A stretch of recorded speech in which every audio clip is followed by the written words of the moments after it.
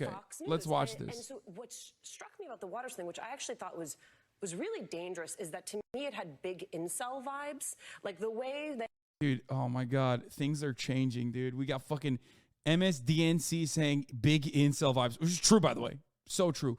You could not give a better assessment on Jesse Waters than calling him an incel and saying that he has big incel vibes, because it's true. He does. That incels are heterosexual men who blame it on women and society, that they've not had romantic success.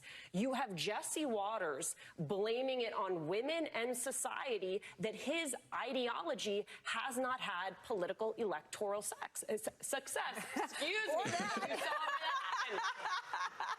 I mean, that's a longer conversation maybe to have on a podcast, but I think... No, she's actually, Loki, she's super right.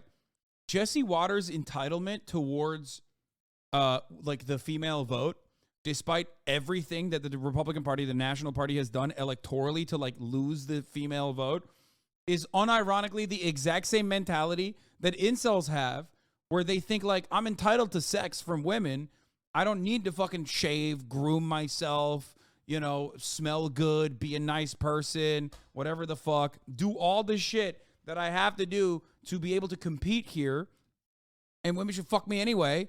It's the exact same sense of entitlement that turns dudes who are having, you know, bad time in the sexual marketplace, if you want to call it that, into incels.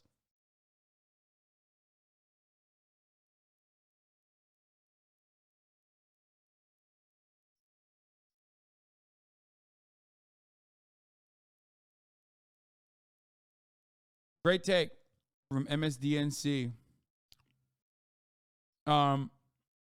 I think that about does it for the Elon saga, though. We might get back to it. We might get back to the Elon Musk shit later. But let's take a look. Warnock and Walker are preparing for the December runoff, while control of Congress is still undecided. And former President Donald Trump, who is going hard after Florida Governor Ron DeSantis in new attacks posted last night. The former president calling his possible 2020. The girls are fighting, okay? They're fighting. Rival, quote, average, and then going on to attack the governor of Florida's pandemic response, something DeSantis is really running on. DeSantis, of course, was a bright spot for Republicans in these midterms, winning re-election by a wide margin. We're going to get to that, all of that in a moment in more detail. But first, we do want to update you on the status of those outstanding Senate races. Everyone's looking for outcomes. Democratic Senator Catherine Cortez Masto, as of now, gaining on Republican Adam Laxalt in Nevada. She is just under 9,000 votes behind at this hour, while Senator Mark Kelly, also a Democrat over in Arizona, has expanded his lead over Republican Blake Masters as more ballots are counted. Scott McFarland is following all of it for us on Capitol Hill, and it is a lot this morning. Scott, good morning. Tony, good morning to you. The new Congress takes over in less than 2 months, and even though it's unclear which party will control either chamber, there's already a behind-the-scenes scramble for power. We got the B team in, it's time to put the A team in. After a marathon campaign in which more than $250 million was spent. Good afternoon, Georgia. Georgia Democratic Senator Raphael Warnock and his Republican challenger Herschel Walker are back on the campaign trail. We're in overtime. That means we got a runoff. Hey, I was built for this. I was built for this. You have to admit that I did warn y'all that we might be spending Thanksgiving together. If Democrats can score victories in Senate races in Nevada and Arizona, they can secure the majority even without Georgia. This morning, vote counting continues in those two close races out west. In Maricopa County, Arizona, election officials say they're working around the clock. We will be working Friday, we will be working Saturday, and we will be working Sunday to move through these ballots. Votes are also still being counted in several undecided U.S. House races, though President Biden is already celebrating his party's better-than-predicted showing. Tuesday was a good day for America, a good day for democracy, and it was a strong night for Democrats. CBS. Oh, my God. Trump now raging against Virginia Governor Glenn Youngkin. Bizarrely says his name sounds Chinese. Bro, that's literally the joke Austin said about me this morning. Okay, Austin and Trump have now become one. That's it. That's crazy. No, literally. Remember, Austin this morning said, Hassan Piker, what is that? Was he referencing this joke? Bro, this happened after, though. Oh, maybe it didn't. I guess he was quoting. Bro, that doesn't make any sense. It happened before. It was making its rounds on Twitter. I didn't see it, so I just...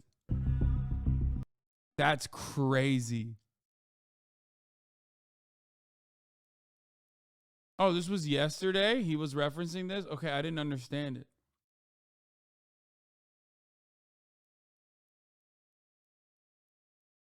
News projects the House still leans toward GOP control, and California Republican Kevin McCarthy has already announced his bid to be Speaker. They don't give gavels out by small, medium, and large. They just give you the gavel, and we're going to be able to govern. And with what might end up being a very slim majority in the U.S. House, McCarthy could face the challenge of needing support from nearly every Republican. So we'll see if how much Kevin McCarthy... It is going to be pretty funny watching the fucking insanity in the House, because, like, you don't really hear about, you don't really hear about the fucking Freedom Caucus that much in the House anymore, because, like, Republicans don't have power right now in the House, but they have some real fucking psychos in there, dude. Like, and that's not Donald Trump. Like, that's been around before, way before Donald Trump. You know what I mean? Like, that's the Tea Party. Like, those guys are fucking insane, okay? And Kevin McCarthy is not going to be able to whip them. Like, there is no adequate majority in the House, like, no matter which way you cut it, okay? There's just no way, unless you have, like, a fucking 60-person lead, okay? You have, like, a 60-seat majority in the House. For the Republicans, like, they have a way harder time putting shit together. It's really bad, dude. Okay, a lot of you are young and you just started fucking following politics like the last couple election cycles, so you don't even understand when I say this. So back in the day, people used to believe that the Senate was the adults, okay? Like, they would literally look to the House of Representatives and the Senate and say, like, well, the Senate is supposed to be where deliberations happen. Like, we're supposed to foster good conversations in the Senate. Like, all the institutionalist Democrats used to say that, oh, yeah, someone said the term, what is it, the August, what was it called? Like, whatever. They would just say the August body, yes. Like, the Senate is where adults in the room get together and discuss important ideas. You know, the greatest deliberative body. Obviously, that's wrong, because fucking Herschel Walker is running for Senate. You know what I mean? Like, it is no longer the August chamber where, people are doing deliberations. That's not the case. We know that now. But, like, if you think the Senate is bad, remember, like, Marjorie Taylor Greene is a representative.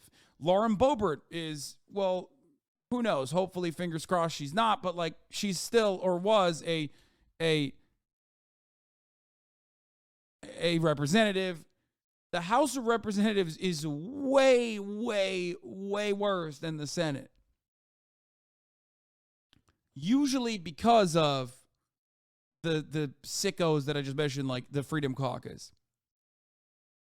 How much arm twisting or how many favors he has to do to get over the top to get his speakership. If McCarthy does get the gavel, Republicans have told CBS News they will focus heavily on investigations into the Biden administration, and they face this looming challenge of keeping the government open, providing a government funding bill. With so few areas of agreement with the Biden administration, Tony, it will be a high wire act for 2 years. Yeah, it will be.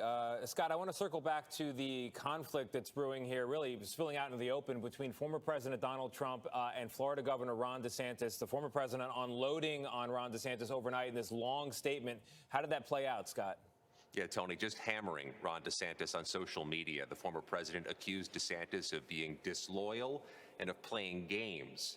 DeSantis won re-election in a landslide Tuesday and is considered a possible threat to Trump as a possible frontrunner in 2024. Former president hasn't announced he's Quit running playing yet, games, but Tony has Rhonda. promised this big announcement in 4 days. Yeah, it'd be hard for the former president to claim he's not thinking about it and possibly worried about it as well. Scott, thank you. I think like, oh, another thing that we forget that Trump could call Ron DeSantis, because I've been thinking about this a lot. This is probably the most important thing. Like, what names will Donald Trump call Ron DeSantis? Rhonda. That's a good one. Like, just saying you're a girl and, like, gay. You know what I mean? Little Rhonda. Like, that's, like, a pretty basic one. Just to be like, you're a woman and gay for that reason. You know, that sort of thing. She's a feisty one. Little Rhonda. Short little Rhonda. Same height as a woman. Rhonda.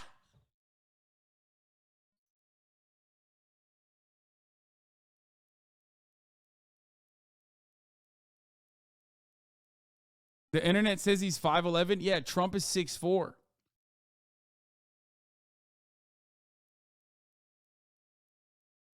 Girls are very gay, so that makes sense. Yes, of course.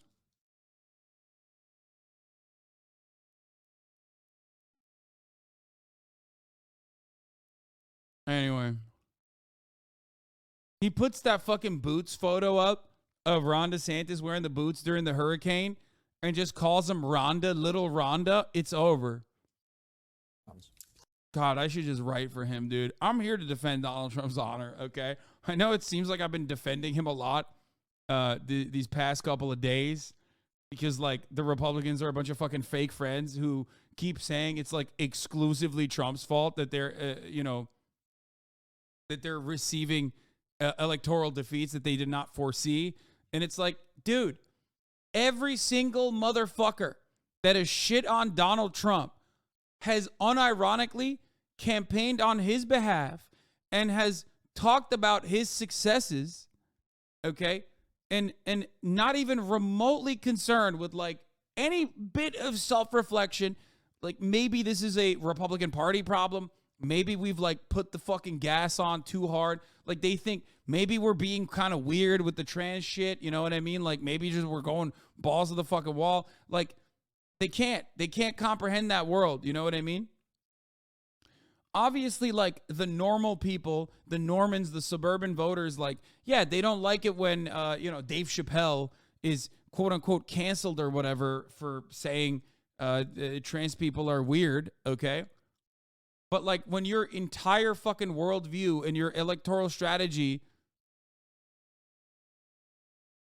Oh, good mean names for Ron DeSantis for Donald Trump only. These are totally free, sir. LaRon Brixantis, Ronda Rousey, Elron, Akita Kurosawa's Ron. Wait, I asked Felix. Oh, yeah.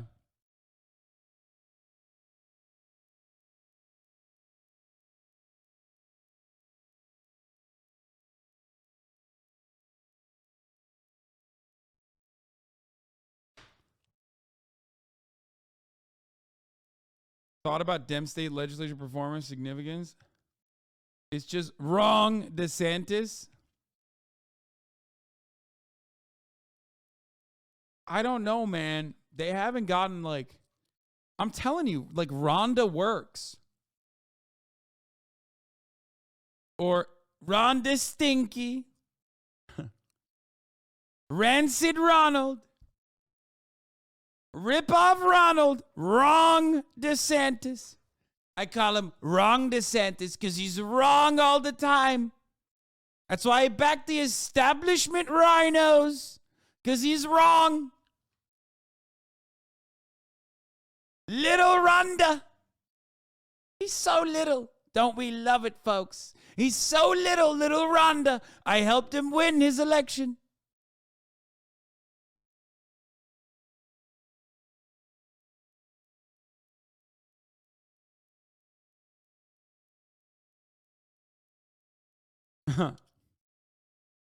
Your brain is really broken. I love it. Yeah, this is what I think about a lot. NBC News. I'm not even kidding. I've literally spent a good amount of my time off camera and sometimes on camera thinking about what Donald Trump could call Ron DeSantis that would destroy him. I'm sorry. This is what I've been doing. I've been thinking about it a lot because Ron DeSanctimony is not great. Too big of a word. Okay? It's too big. It's too big of a word. I don't think it's just not good mouthfeel. The sanctimonious clearly shows he's going the intellectual route. Yeah, but that's not his. No, he's not strong. That's not a strong suit, you know? Donald Trump has never been an intellectual person. Kind of the whole part of his appeal is that, you know what I mean? He's like a guy who has amassed a profound amount of wealth, but he's just like me, you know? That sort of thing.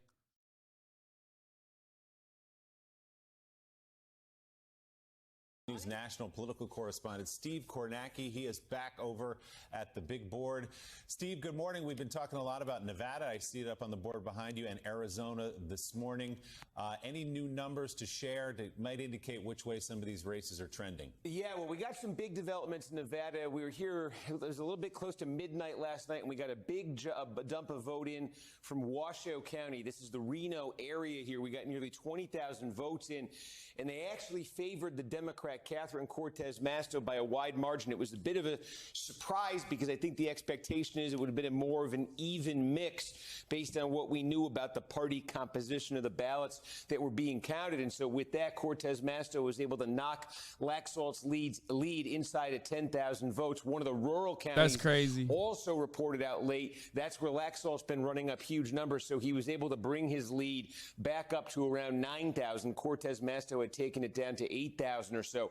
So what is left in Nevada, and when are we going to get an answer? There are still ballots left in Washoe County. There may be as many as 20,000, but officials are indicating that not all of those 20,000 or so are actually going to make it to the point of being counted. They may be spoiled ballots, for instance. So the actual number to be reported out of Washoe may be lower than that. Based on that update that we got last night, I think there'd been an expectation that maybe the Washoe vote was going to be more of a split, an even split between Laxalt and Cortez Masto. But based on that update last night, she may actually be able to net some more votes out of Washoe here, but we'll wait and we'll see. Clark County is the other biggie. It's always the biggie. This is where Las Vegas is. This is where most of the population is. There's at least 50,000 votes, 50,000 ballots. We think a little higher to come out of here. Mainly what we know them to be are ballots that were dropped off in drop boxes on Election Day. What's been happening in Clark County the last couple nights is every update's been favoring Cortez Masto by 60, 65%, somewhere in that neighborhood. Obviously, if she could win the remaining 50,000 plus at that rate, that would give her a very clear opportunity to jump ahead of Laxalt. There are two questions in Clark. Number one, is there a different sort of character politically to the ballots that were dropped off in person in those drop boxes on Election Day than the rest of the early vote, which has been heavily Democratic? The more Republicans just happen to do that on Election Day. You got to start seeing some of those ballots to find out. There are also about 7,000 or so provisional ballots from Clark County. Those will be counted next week, but you do imagine those would favor Cortez Masto a little bit, so she may be able to net a couple extra thousand out of that. Then there's also Douglas County, which is one of the red counties here, very small, but they have votes to report too, so Laxalt may be able to net, another 1,000 or 2 out of that. So the bottom line is Washoe's a bit of a wild card here. We'll see what else they report, but I think Cortez Masto needs to be getting about 60% of the remaining vote, give or take, out of Clark County. If she can do that, that might be just enough to put her over Laxalt and into the lead statewide. There's a possibility there. Of course, it could. Big dumps coming tonight. Cortez Masto is expected to take the lead tonight with a big ballot drop. Biggest dumps, folks. The mules are coming in. Finally, the mules are coming in. We've been waiting. The red mirage has been happening in Arizona. But the big mules, folks, the biggest mules, they're doing the biggest dumps. could be so close you could be into recount territory. But the significance, obviously, Republicans need this one badly to make that December 6th runoff in Georgia count for Senate control. If Democrats get this one, if Cortez Masto can pull out Nevada, then all Democrats would need to control the Senate is for Mark Kelly to hang on in Arizona. And if you're a Kelly supporter, you're feeling pretty good about this, because what's been happening again the last couple of nights is his lead's been going up. 2 nights ago, we were here and it was about 85,000. He has since added 30,000 votes to his statewide lead. Why? Mainly because Maricopa and Pima County, these are the 2 biggies in the state, Maricopa by far the biggest, had a ton of early vote still left to count that's favored Kelly overwhelmingly. Now, the story is going to begin to shift, we believe, tonight in Arizona, because, for instance, in Maricopa County, there's nearly 300,000. The number they're now giving us is 290,000 ballots that were dropped off by voters in person on Election Day. And in 2020, this was a pretty heavily Republican batch of votes. In 2018, it wasn't. So there's some suspense here exactly what it'll look like. But if did you know that Kelly has a Texan twin who's also an astronaut that may run against Cruz in 24? Yes. I did not know that he might run against Cruz, but I don't. Yes, I do know that Mark Kelly is an astronaut and his twin is also an astronaut. His twin's the one that broke the record, right? Most time spent in space or something. And then they like matched them up together. And he was like shorter, like he was visibly shorter than Mark Kelly. Scott Kelly is the one. Yeah. Because of how much time they spent. They're like, yeah, his DNA changed or some shit. It's pretty fucking cool.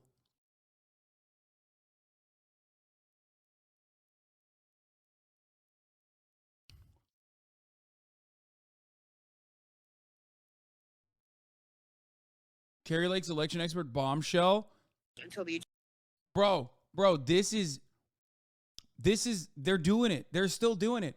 Dude, this paired up with Mitch McConnell's own Kentucky's finest attorney general, piece of shit, whatever the fuck his name is, Charles Daniels or whatever. Like, show me that the Republican Party has not learned from the appropriate lessons from their mistakes. Okay? That is literally what's going on. It's just, you don't want this person to be in any way, shape, or form representative of your national party politics, okay? You don't want that. You don't want that at all. This is not a winning message, okay?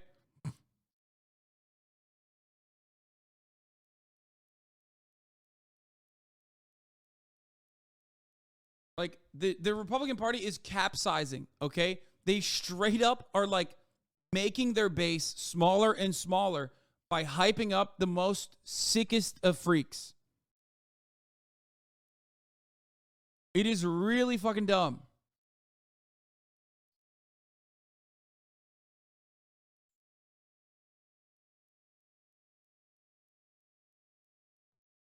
Daniel Cameron is still trying to stop the Jewish lawsuits over abortion after Kentucky rejected that amendment. Yeah. You're talking about the synagogues that sued, right? I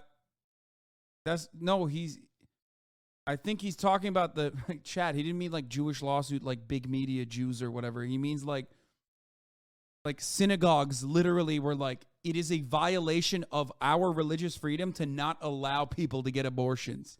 Okay? He didn't mean it in the Kanye way. He meant it in like synagogues are weaponizing the religious freedom argument in the same way that Christian churches have been using it for a very long time.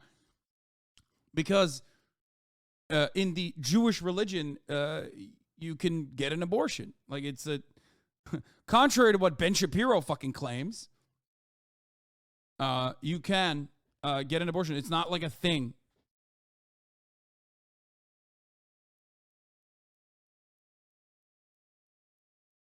Anyway, let's watch this fucking freak for like 3.5 seconds. This is the point. Until the adjudication's done. They have to do that. We want them to do that because, as we learned in the audit process, when they didn't do that in 2020, we could not reconcile what was adjudicated and what was not. It's a good thing that they're doing it. It's a bad thing that they continue to refuse to work through the night to give the people the results of this election. Okay, so really quick, we only have a minute remaining, then we're going to welcome back our radio audience. Gina, adjudication, people are worried. How many ballots are currently in adjudication, and what does that mean? So they're not giving us the number, and we've asked the legal team to get a number from them today. Adjudication is when some team of a Republican and a Democrat are going to look at your ballot and try to determine what you meant to do when you cast that vote. The less ballots that go to adjudication, the better it is for us. The reports I'm getting is that a lot of them are a result of the judge races in Maricopa County. We had a large judicial retention, but there's room for mischief when things go into adjudication. So we're working on that number. We're going to get that for you sometime today. So really quick, Gina, yes or no, does 4 out of 4 include voting in the primary? Yes. Oh, wow. So you're trying to tell me 350,000 people that voted in the August primary haven't had their vote tabulated yet? Yes. Oh, this thing's about to get real interesting.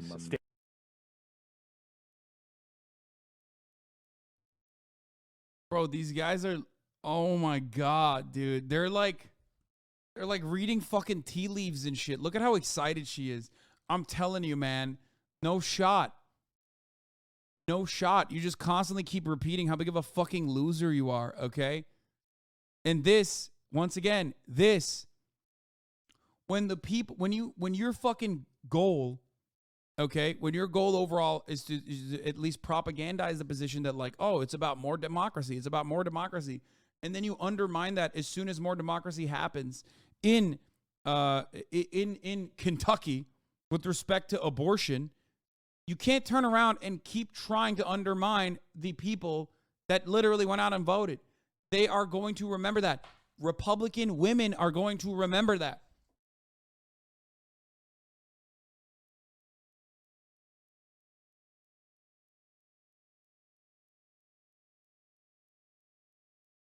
So they're just leaning into some of the more insane parts of their base. However, the reason why they're doing it, and this is Attorney General Daniel Cameron, okay, from the Commonwealth of Kentucky. This is Mitch McConnell's hand-selected Attorney General, which signals to me that even someone like Mitch McConnell is not learning from the lessons and still is leaning into the culture war shit in the most authoritarian fascist way possible, not recognizing the long-term consequences. This will literally fucking destroy the Republican Party, which, by the way, I don't give a shit about. That's awesome. Fuck yeah. Okay?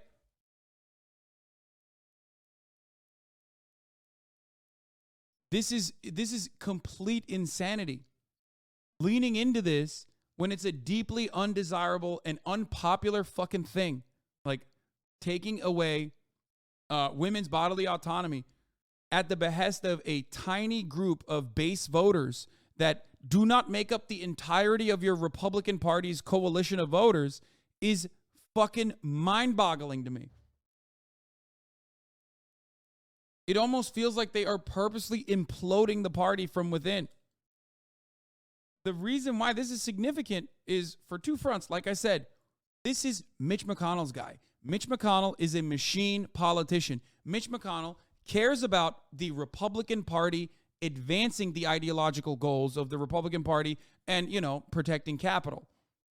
Donald Trump doesn't. Donald Trump is just very good at reading the fucking room and communicating the anxieties and frustrations that people feel in a way that was able to captivate a very large group of people. Why aren't you celebrating their collapse? Well, I'm just describing what's going on to you or what I think is going to happen to you, while simultaneously, I'm not going to celebrate anything until, I see some fucking results. Because I know the Democratic Party is dog shit.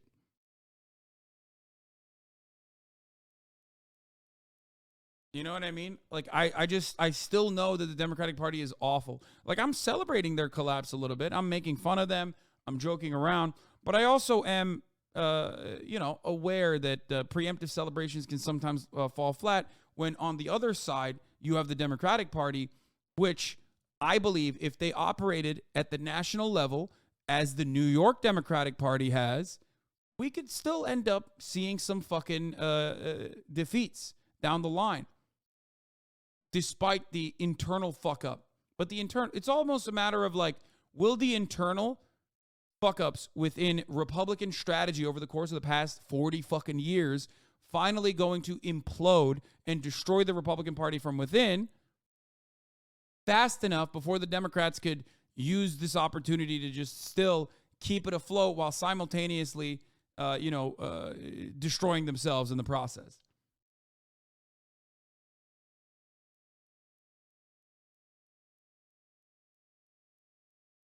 Do you get it? Do you understand? Knowing the Dems, if the GOP truly starts to collapse, the NC will offer a bailout to them in the form of some free congressional seats or something. Well, that's what I'm saying. That's precisely what I mean. Like, that is something that Democrats have done literally in New York under Andrew Cuomo. What the Democratic Party in New York did was offer seats basically in redistricting that was beneficial to fucking Republicans because they wanted to ensure that the Working Families Party and other leftist movements did not thrive in the fucking state, had no power whatsoever in the state. That is a safe haven. That is a liberal stronghold that they personally undermined. And the results of that are very clear. You have a fucking freak like Lee Zeldin, still get a fuckload of votes. You have safe districts that were taken over by Republicans.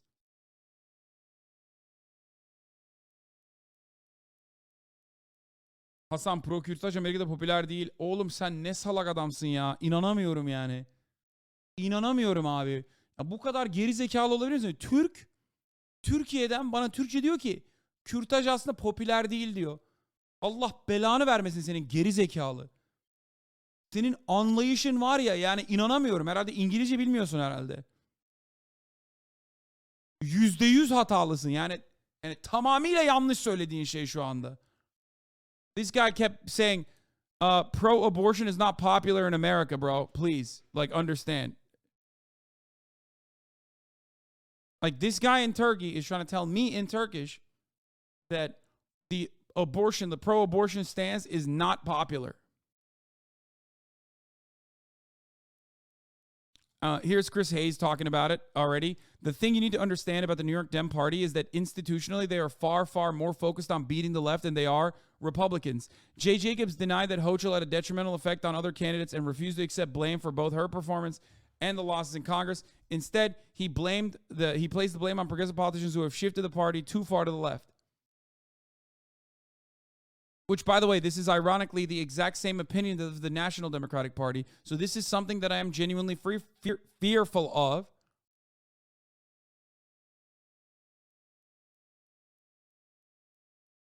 Of course Chris Hayes understands. He's the most progressive person on national television. I mean, he doesn't go far enough, but yeah, Hayes turned out to be a good one. Not by any leftist means, just an honest dude from what I've seen. Yeah.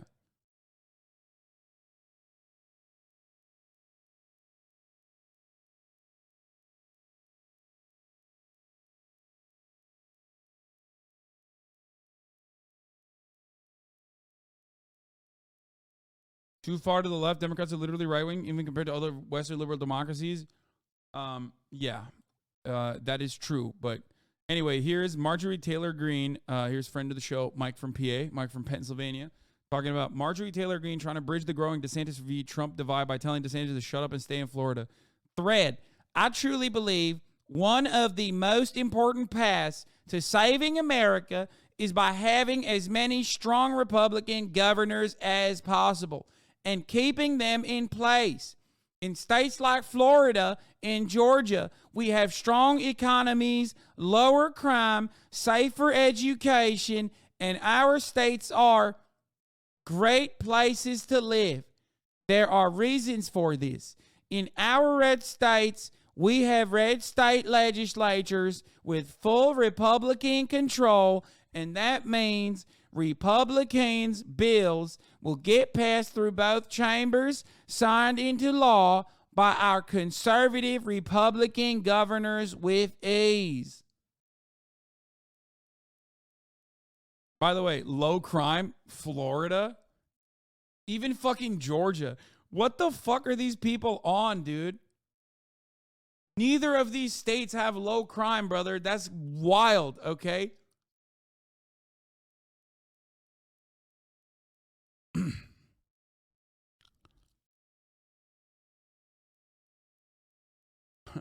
Nor a great place to live, but that's besides the point. Republican governors like ours enjoy the ability to truly get things accomplished by working with the consistently Republican-controlled House and Senate. And they look like, and they are great leaders because they have the situation to accomplish great things, which is exactly why we need them where they are, and we need more of them across the country. Because of our strong conservative Republican governor successes, people all over the country moved to our states like Georgia and Florida, which ensued even stronger election victories from new Republican voters who fled blue and purple states. Losing a strong Republican governor early because consultants who make a fortune from campaigns are urging them to run for president hurts our country overall. Nobody's moving to Georgia? Wait, what? No, hella people are moving to Georgia. The problem is, it's not fucking Republicans that are moving to Georgia. It's liberals that are moving to Georgia. It's demographics that would be more likely to vote liberal that are moving to Georgia. That is literally the reason why Georgia is now a purple or perhaps a blue state. That is hilarious that she's saying people are moving to Georgia because of our wonderful Republican governor, when it's literally Hollywood.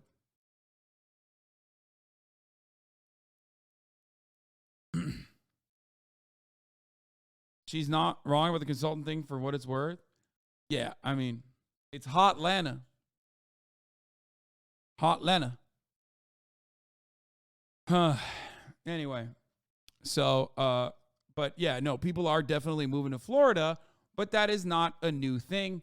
The more red voters moving to Florida is called retirement homes, okay? That has been a normal part of American existence for a very long time, okay? So that's, you're not right about that. Florida is basically an elephant burial ground.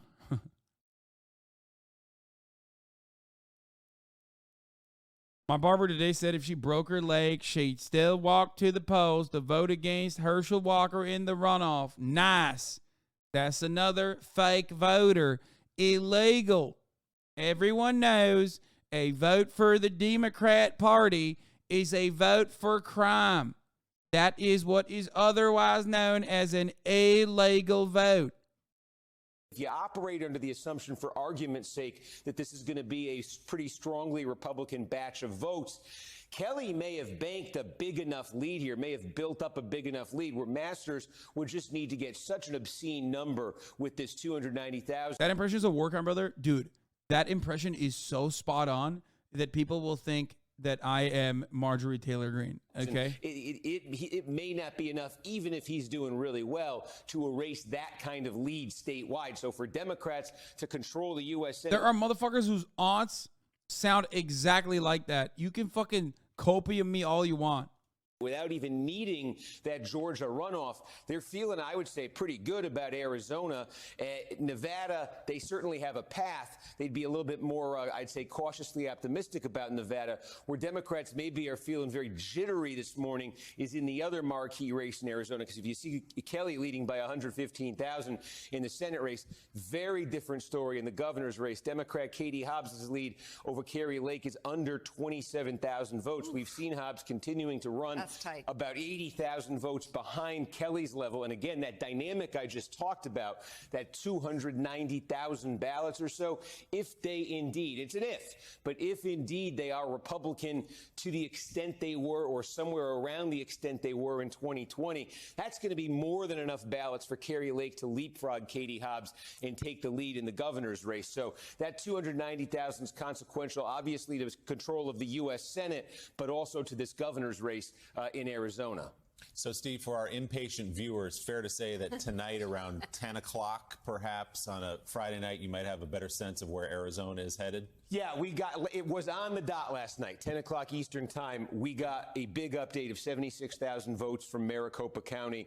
We'll see if they give us keep guidance working, mules, keep them. But I think keep what the we are mules working, brother. Is finally, we had hoped to get it last night, but I think finally tonight that much, talked about 290,000 ballots that were dropped off same day. I think tonight we're going to get, I don't think we're going to get all of them, but I think we're going to get a big chunk of them. And I think that chunk is going to tell us, is this like, because Masters in the Senate race, Masters is going to need them to be like 70% Republican, something like that. And if we see a batch that's 50-50, or if the Democrats are actually leading with them, which we saw a couple years ago, then I think you're going to pretty clearly see that Masters' path is drying up. Again, it could be a little bit more complicated in the governor's race. And again, if you're seeing a heavily Republican vote, 55-60%, you're probably looking at it and saying, well, Masters is going to eat into that Kelly margin, but may not be able to overtake him. But again, if you're seeing that, you would be able to see Kari Lake overtaking Katie Hobbs in the governor's race. All right, so set the alarm for 10 Eastern tonight. Come back here, Kornacki in front of the board. We'll know a lot more about Arizona. We don't always talk, Steve, about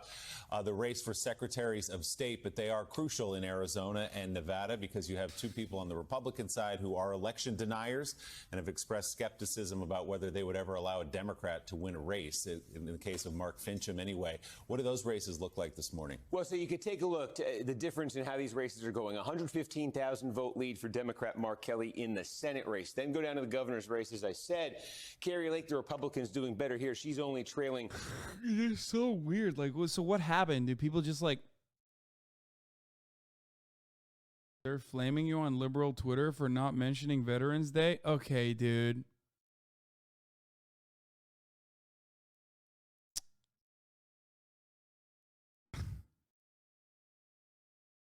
There's 42,000 people in here. I can't be Dorner posting.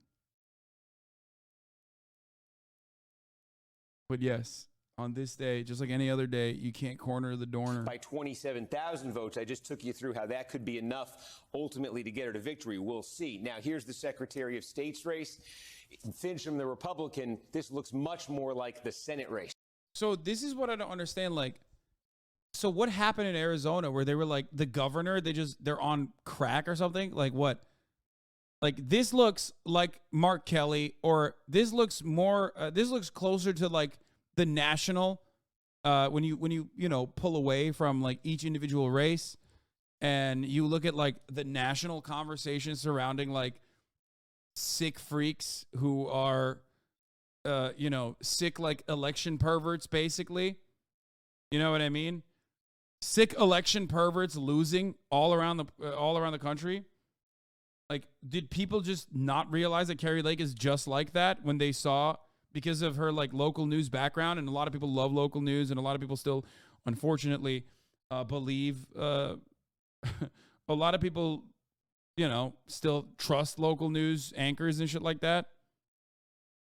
Because she is just as much the same brain-broken election pervert as Mark Fincham. And yet she is outperforming Mark Fincham by like 6 points. What the fuck?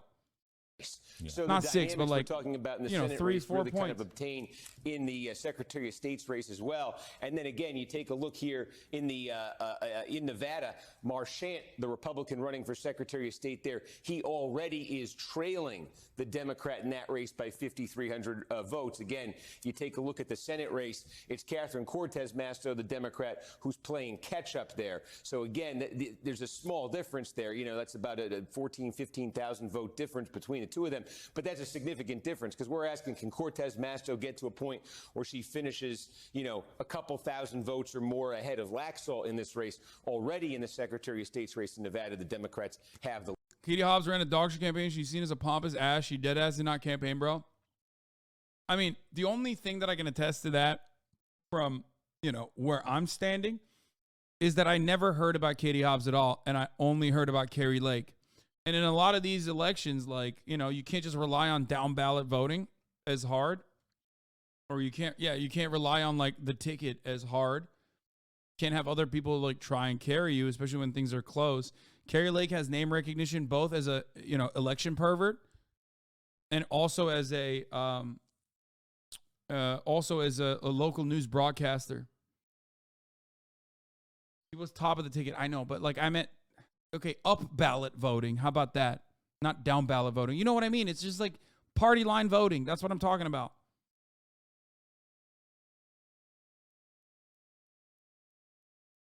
Motherfuckers hate women, I swear to God. Wait, what are you talking about? Kari Lake. Wait, what do you mean motherfuckers hate women? We're talking about Arizona, okay?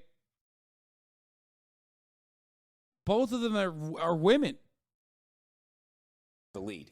All right, Steve, what can you tell us about House races and House control? Yeah, so our NBC model moved twice yesterday. At the start of yesterday, we were projecting that Republicans would land at 222 seats. This guy said, has Ken Klippenstein ever been in the chat? He would be a great friend of the show.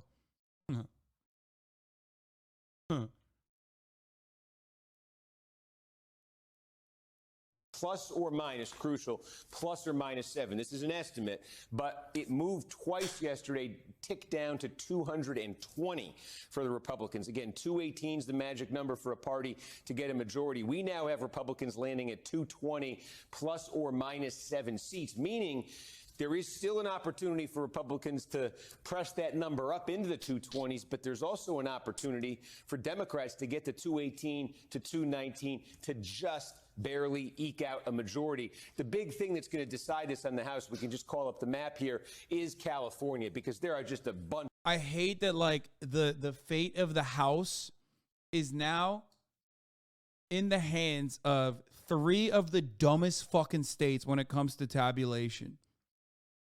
I hate it so fucking much. It's California, Nevada, and Arizona.